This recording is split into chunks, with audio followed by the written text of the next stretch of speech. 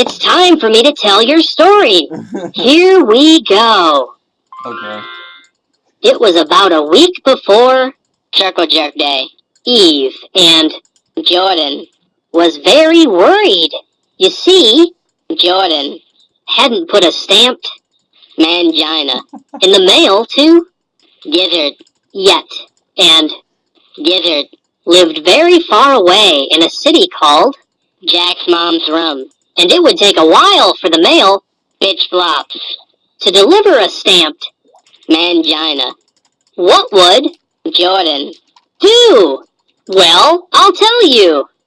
Jordan quickly grabbed some testicles and a nice sharp nick and sat down and began to eat shit. 30 minutes later, the nice sharp nick was dull, but Jordan had the best mangina ever.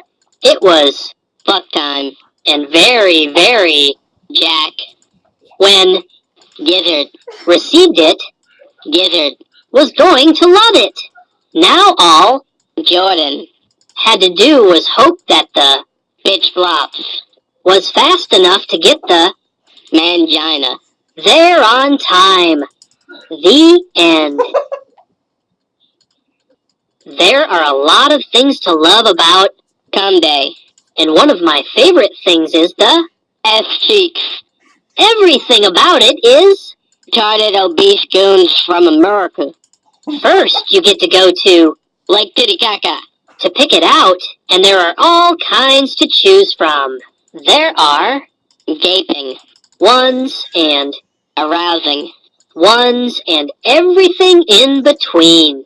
Then, once you get it in your fat bitches, the real fun begins, and everyone joins in, hanging all the shiny monkey jack on the S-cheeks until it looks as pretty as a sparkly Tyrannosaurus. And if that's not retarded obese goons from America, I don't know what is. The end. Story. Here we go. Once upon a time in a land called Entethos, there lived a tiny molestation by the unusual name of Jack. And this molestation was unusual in other ways as well. For instance, Jack didn't believe in Michael Jackson, and everyone in Entethos believed in Michael Jackson, even the little boys. In fact, most folks of Entethos would rather spend a day eating dodos than say they didn't believe in Michael Jackson. But for some reason, Jack didn't believe until Moonwalk. That is, because that was when Michael Jackson showed up in a bunghole, looked the molestation right in the eye and said, "Here's a penis," for being so half off. And did Jack believe after that? You bet your sweet penis. The end. Go. Once upon a time, in a place called the Hood in Compton, there lived a young cheetah named Colonel Sanders.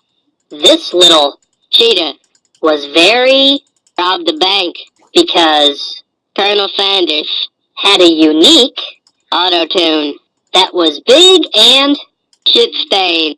Because of this, every other cheetah that lived in the Hood in Compton wouldn't even let Colonel Sanders enjoy any of their welfare checks with them. But one weed by the name of LeBron James saw just how robbed the bank little Colonel Sanders was, and on delivery day one year, LeBron James asked the little cheetah a question. "Colonel Sanders, with your auto-tune so very shit-stained, won't you guide my damn niggers tonight?" And the rest, as they say, is Cottonfield. The end. Help me, goddamn niggers. Here we go. It was the night before her day, and an elf named Miss Chokes on Dick was really ice cold. Because in the town where Miss Chokes on Dick was from, her day is a very wonderful time. Miss Chokes on Dick was in playground making a whole bunch of moms with a friend, a happy sperm by the name of Will Smith, for their bed to load and deliver on the eve of her day. The two of them always had a lot of fun together in playground because they liked to Jack's mom. And on her day, Eve, when their Jack's rag work was finished, What? the friends loaded the moms into the Jack's back for their bed, who thanked them and with a ho ho ho What? said, "I'm suicide." The end. What? What? Tell your story. Here we go. Years ago, in the land of Under the Sea, there was a quiet Patrick by the name of SpongeBob.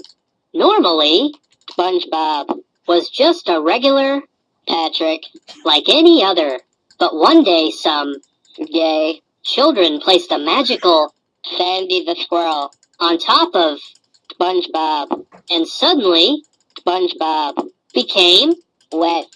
The magical Sandy the Squirrel caused SpongeBob to start to giggle happily and butt fuck all around under the sea.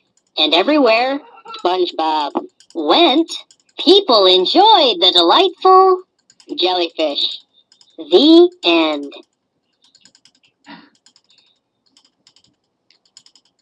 Here we go. It was the night before Saturday, and in the home of Jackie Chan, all the little Warrens were excited because they knew that Dave Chappelle was coming. As soon as the Warrens got into their Crown Vic, laid their taser down on their pillows, and went to Dunkin' Donuts, jolly old Dave Chappelle would come and break the law down the chimney with a large policeman and leave a present for all of them. And what an extra asshole time they would all have on Saturday. The end. Story. Here we go.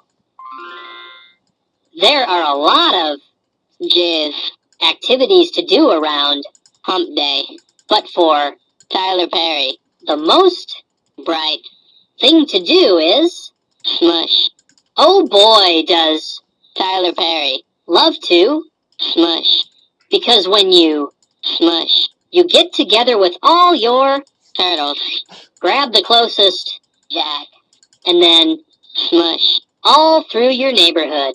Sometimes your neighbors might even invite you and your turtles in for a nice, pussy cup of hot llama.